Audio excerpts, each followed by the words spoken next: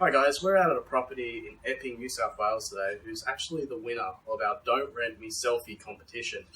Now, I've arrived here today and I'm hoping the tenant's actually home. I'm actually hoping we'll be able to spot some of the things that they've put in their Don't Rent Me Selfie entry. Let's have a look. Hi, Steph. Hi, yes? It's Anthony from Don't Rent Me. How Oh are you? my gosh. You're the How winner are you? of our Don't Rent Me Selfie competition. And we've got a $2,000 check for you here. Wow. That's a huge sigh of relief actually. Really? This is definitely going to help with the last month that we're in here. Right, so you're moving out now. Yes, we are vacating, so this will cover moving costs and new bonds and all that. This is fantastic. Thank you so much. That's awesome. Well, good on you for reporting it. Thank you. Do you mind if we come in and have a look at some of the things you've reported? Come in. Awesome. Come in. Steph was nice enough to show us through her house on the way out to her Don't Rent Me Selfie competition entry. Her entry, as you can see, was of the backed up and exposed raw sewage pipes running off her house. On the way back in, I couldn't help but notice a number of other things. For example, a tiny staircase that felt moments from falling through and constructed of what looked like to be very thin and cheap fencing materials. Doors that are obstructed by dodgy DIY architrave fit-outs. Two 40-volt wires that were stapled to the internal walls in the kitchen, right above running water, posing a potential life-threatening situation. Incomplete DIY constructions.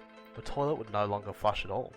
Ventilation vents which were swelling due to water damage. A bathtub that had no water connected at all, and loads of other dodgy DIY work. Too many to list. So I asked Steph if she'd sit down outside, away from the exposed sewage pipes, for an interview to tell me what she's been through. So, Steph, when you and your housemates first inspected the property when you were moving in, were any of these issues that we've seen today present in the inspection?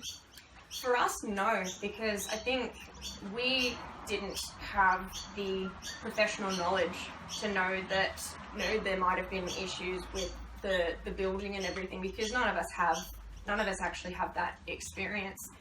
What we mainly looked for were things like PowerPoints were working, we ran a few taps and everything, but you can't really tell that things like pipes bursting are actually going to happen when you look at the property. So, Steph, when you reported the issue, such as the plumbing issue with the sewage, when you reported that to the agent or the landlord, whoever you reported it to, what was their repair? What did they do to try and fix this issue? They pretty much cleaned up the contents. They sort of hosed it all down and did whatever they had to do with it. I wasn't here to witness that, but we heard them outside sort of hosing things down, but then they actually left the pipe not attached to the drain. That was their solution, was to sort of, I think their words were to sort of let the rest of the waste come through the pipe. So their solution was to basically leave an open sewage pipe it's happened twice now, and this time round, that pipe hasn't been attached to that sewage hole since the start of December. So it's now sort of the first week of January. So we've basically been flushing waste through an open sewage pipe. And Steph, when you reported these issues, was there ever a qualified tradesperson who attended to fix the issues, or was it always the landlord? Or what's the situation there? I have not once seen any professional tradesman come through and fix anything, and I have not once seen a professional tradesman come through to assess whether or not they could have found a long-term solution to the plumbing problem. So this is just the landlord saying that no, he's not going to fix it and it's too expensive, and I think I just get the idea that he just doesn't want to spend money on fixing it properly. Steph, when you contacted Sydney Water and more specifically the Department of Fair Trading, you said that there was some advice given to you that wasn't very helpful. Have you contacted the Tenants Union in New South Wales, or were you aware of their existence? No, I wasn't. So when you contacted the Department of Fair Trading, they didn't advise you that there was a free legal help centre? No, they didn't. And were they of any other help at all?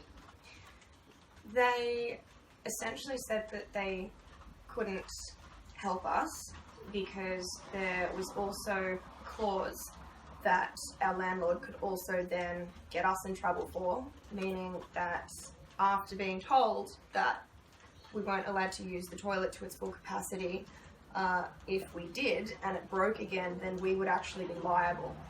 So we were actually advised by the Department of Fair Trading to not take further action because it might fall back on us.